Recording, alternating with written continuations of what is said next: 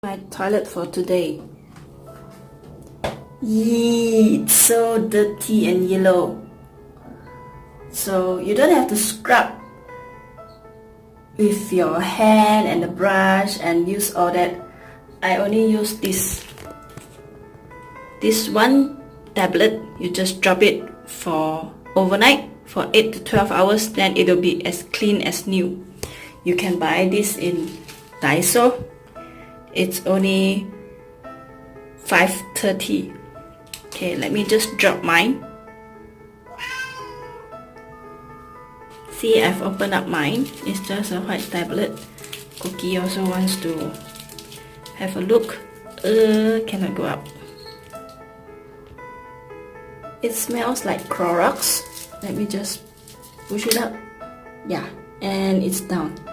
Let's just leave it for overnight, 8 to 12 hours, and I'll see you in a while.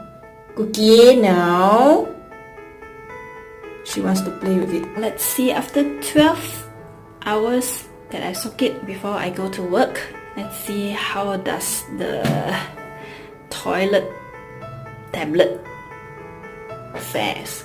See, as you can see, it's pretty clean now. I just need to flush it.